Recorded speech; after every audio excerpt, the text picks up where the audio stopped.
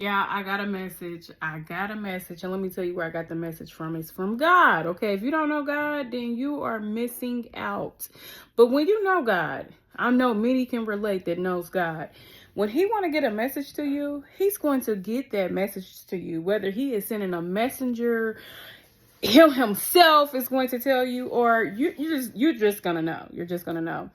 And so life has been lifing for me. I'm going through, okay? And I don't mind sharing because I know that my adversities that I share is going to help somebody else that's going through adversities. And so this is the message I got. So I've been door dashing, and I went to Napa to pick up a auto part for a mechanic to take to another Napa.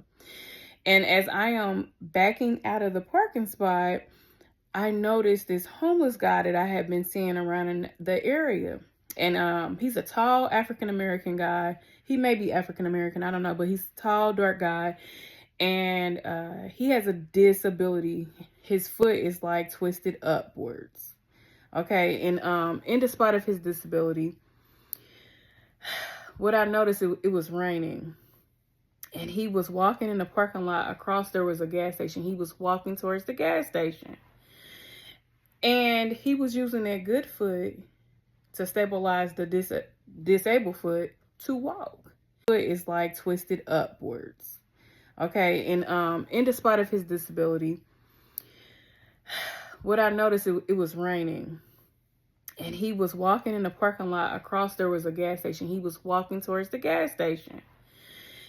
And he was using that good foot to stabilize the disabled foot to walk.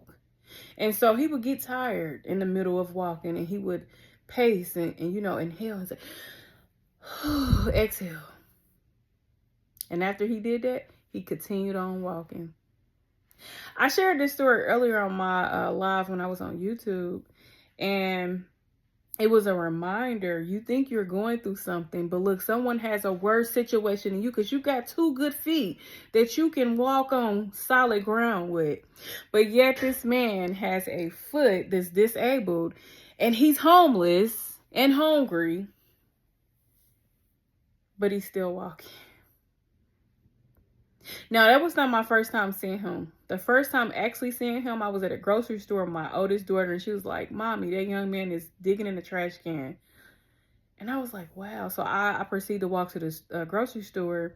Now, by the time I got up there, he was walking away from the trash can. And so I had nothing to give him at the time. And I just remember looking at him, and I noticed and realized he had a disability. And I was like, my God. And so when I see him in Napa, I was like, wow, that's that same guy. I was talking about him today on my YouTube live. Went door dashing to pick up a delivery. And guess who walks in? The guy, the homeless guy with the disability.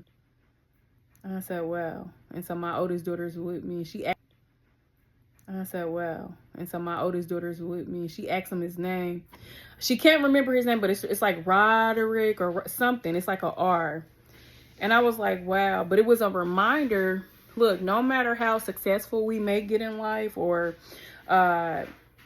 even if we're going through something in life, but I'm going to say successful. With success, it really never ends with happiness.